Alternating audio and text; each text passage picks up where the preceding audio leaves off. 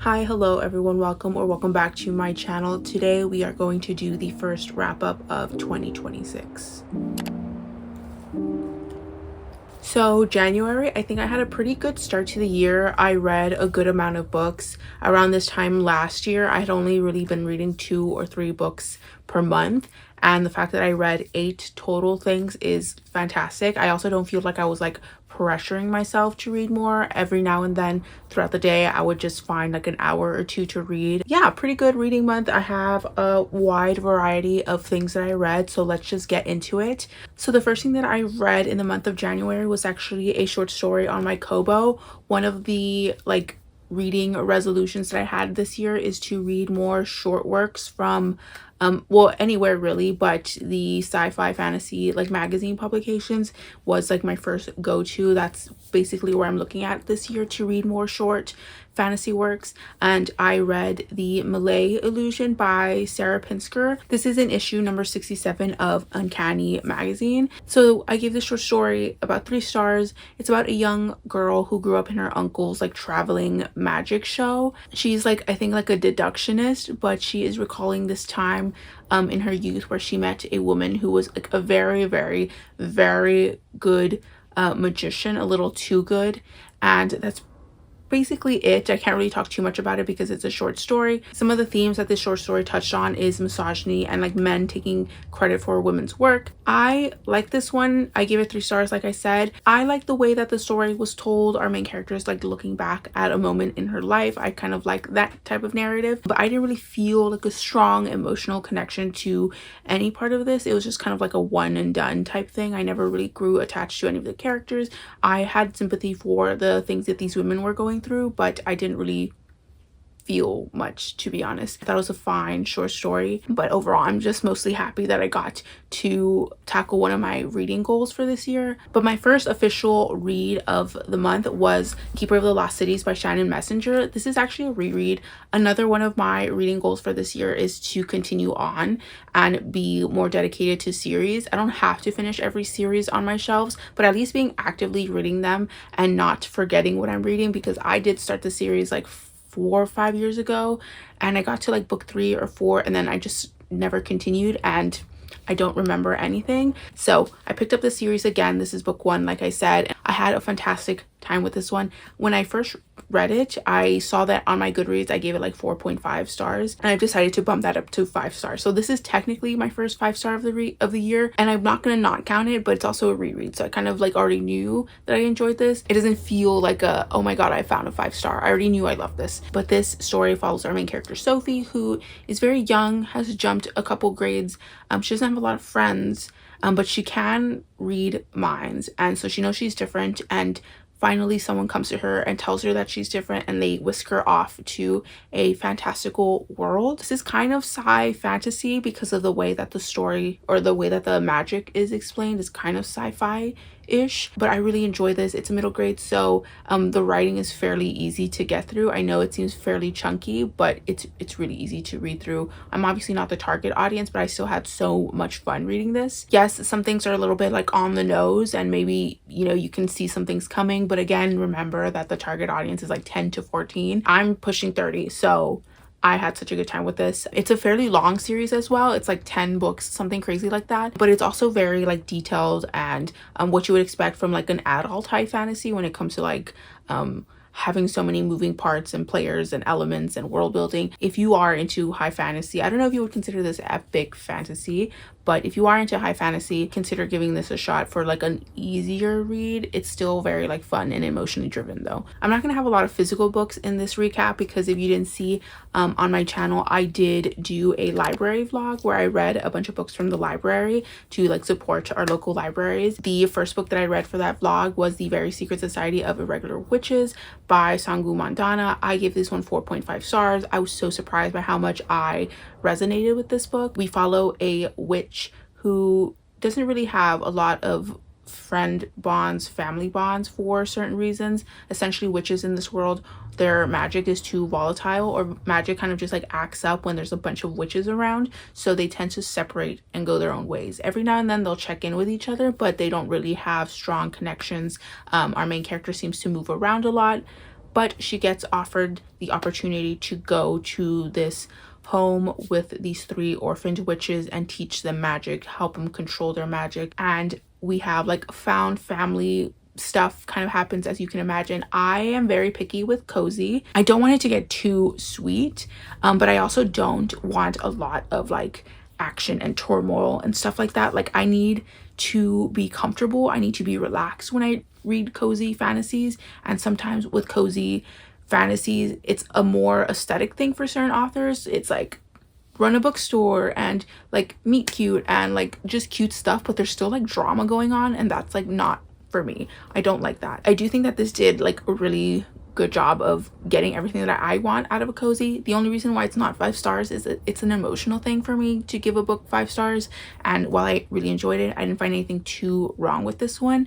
I didn't get that like emotional bang that I needed, especially towards the end. I was hoping that the end would just like make my heart like hurt in a good way or anything like that, and I didn't get that. There's nothing wrong. It's still really good, like 4.5 stars. It's still fantastic. After that, I picked up Monstrilio by Gerardo Samano Cordova. I really wanted to love this one, but ultimately I gave it 3.5 stars. I heard so many great things about this one. A lot of people highly rated it, and while I mean I gave it 3.5 stars, I didn't dislike it at all. I thought it was mostly really good. This book follows a woman whose son passes away from like some lung illness, and in her grief she takes a piece of her son's lung and then eventually feeds it food, and it starts growing into a character named Monstrilio. It's a story about grief. It takes place mostly in Mexico, but we do see it sometimes take place in New York and Germany, but it's a Latino family, so that's a big element of this. I really wanted to love it. I really did like the mother's perspective, which was the first perspective we read from in the book, and Monstrilio's perspective, which was the last one. Monstrilio's perspective was my favorite, and it felt good to like get to his story at the end, but it also felt like, damn, I wish I got to read more from Monstrilio's perspective. I guess you could say that maybe his perspective wouldn't have made sense while he was in his earliest physical form, when he was growing into a human. There was 2 perspectives that I feel like didn't do as much for me compared to the mother's perspective and Monstrilio's perspective. We did have the perspective of the father and the mother's best friend, and the mother's best friend wasn't like, none of these were like bad per se, but I didn't really get what we were getting from those. That was probably my biggest issue. When I talked about this in the vlog, one of the things that I kind of had to struggle with and eventually have to get used to is the almost surrealist reactions from this. This is a very weird thing to happen, to grow a being from a hunk of lung. Like that's not normal, and everyone kind of gets over it and just keeps on going with their lives. I could never, but I guess again that's part of like the surrealist vibes of this. So yeah, I give it 3.5 stars. Not bad.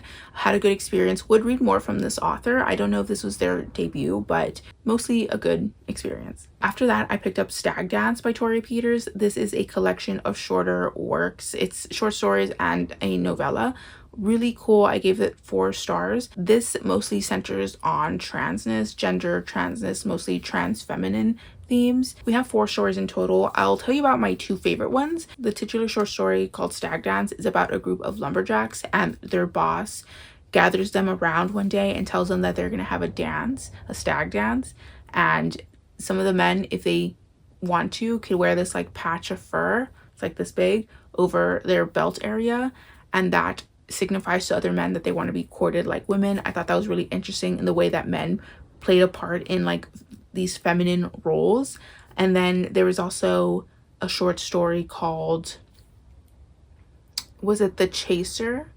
I think, no, I forgot what it's called, but it was the last one, and it was about a trans woman going to Vegas for like a weekend with other trans girls, and she meets a man who's really into her, but he's kind of a fetishist, but she also really wants to be desired, and it's that kind of back and forth of those feelings I found really interesting. But overall, this collection was really fun if you are looking for a new way to engage with gender dynamics and you don't really interact with trans elements. I feel like you might be missing out on some interesting conversations, so maybe give this one a shot. And I am interested in reading this author's debut novel, but maybe on audiobook. I don't know if it's a book that I want to like physically read, but let me know if you have read it. After that, I picked up Ocean's Godori by Elaine Yucho. This is a space opera with mostly like East Asian elements, mostly Korean. We follow a character named Ocean, and she is a pilot, and really quickly we get the sense that she has a bit of a bad reputation. She's probably done something in her past that's caused some people to not quite trust her or want to work with her, but she has a really good friend who is the heir to this like mega corporation thing, like the Samsungs or something, and he gets accused of murder. That is the premise, that is the summary that you will find if you look it up on Goodreads. However, that doesn't actually occur like until well into the book. There's a lot of setup, which I don't mind, but I was like, are we gonna eventually get to something? Like, I'm getting kind of not frustrated, but I'm like, let's get into the story now. It was a bit of a rough start for sure. When I read this in that library reading vlog, I talked about like there's nothing wrong with it, but like I'm just kind of like, you know, what else? When are you gonna like give me something exciting? It's a space opera, like I need to be excited to read this. And I talked about how this book is the epitome of why I can't DNF books, because the beginning, based off of the beginning, I was gonna have to struggle giving this book 3 stars. But after it wrapped up towards the end, the last 25%, I had such a fantastic time, and I bumped it up to a very like sure 3.5. Like, I don't regret giving this 3.5. I would have regretted giving this 3 stars. So essentially it went from like a 2.5 to a 3.5, which that's just because of the ending. That's why I can't DNF books. I can't not see something through. The biggest reason why it went up in rating is that we were introduced to another dynamic of characters, another group of characters. They're essentially like mercenaries. Made it so much more fun, made it exactly what you would expect for like a really fun space opera. It's a duology, and I believe it's already wrapped up, so I will probably pick up the second book from my library. And the last book that I read for that library vlog was a book that has been on my bucket list, not necessarily the book but the author, and that is Never Let Me Go by Kazuo Ishiguro. I've been wanting to read this author for quite some time. I've seen this book even before I was like on the bookish spaces. This book was always just like everywhere, like always in my peripheries. It's a really like odd kind of dreamy literary fiction. We follow our main character who is looking back on her life as she grew up in this boarding school, and right off the bat we know that this place is a little off. The classes and the work that they are asked to do is not your normal like schooling lessons. I know this takes place in England and I have like an American upbringing, but like I could even tell like this is a little off. And we are essentially seeing her life through little moments, little vignettes, you know, like listening to a cassette tape, playing soccer with friends, these little things. And in her like, what is special about these kids, when we start to finally get to that truth, it's very unsettling and it's very like sad in a way. The ending is what emotionally triggered me. I gave this 4 stars. It has the opportunity to go up to a 4.5. I don't know if it will. That emotional release that I felt while reading the ending, I wish I got some more of that towards the beginning. The writing was fantastic though. The unsettling dreaminess of this throughout the entire book was so well done. I felt so much for these characters by the end of the story. I just really wanted more of that towards the beginning, but I'm really happy that I got this author off of my like reading bucket list. Also, this book is actually on my 1001 books to read before you die, at least this edition. I know different editions have different books. I believe this one is actually the last book in this edition. So here it is, Never Let Me Go. So that just means that I can take off this sticky tab. Yeah, there's one more book off of my 1001 books to read before you die. Like I've said before, if you've seen any of the videos on my channel, this is not something I'm taking like too seriously. Like, I'm not like gonna struggle to get through this. It's just something that I can do to vary my reading a little bit. And the last book that I read in January ended up being my favorite read of the month. I didn't give it 5 stars like Keeper of the Lost Cities, but I do think the series has the possibility to be like a 5-star series overall, and that is A Treacherous Curse by Deanna Raybourn. This is the 3rd book in the Veronica Speedwell mystery series. I had such a good time with this one. The previous 2 books, especially the first one, I was like, oh, this was like a fine little romp, of like a mystery series, this one completely like elevated the series for me. I had such a fantastic time reading this. In this series, we follow Veronica, who is a lepidopterist. I hope I pronounced that correctly. She's like a butterfly specialist. That's what she does. And her partner Stoker is a bit of a naturalist. Like he like stuffs animals and stuff, like animal research stuff. Together they work on mysteries that kind of fall into their lap or they're dragged into. This one has a Egyptian archaeology based mystery, which is always fun, and it's very funny. The relationship between Veronica and Stoker is so beautiful. I think it's probably going to be a slow burn. That's kind of the vibes that I'm getting. They're at this point already very close with each other on a friendship level. The things that they say to each other is so filled with passion, and they're only friends. I've read a few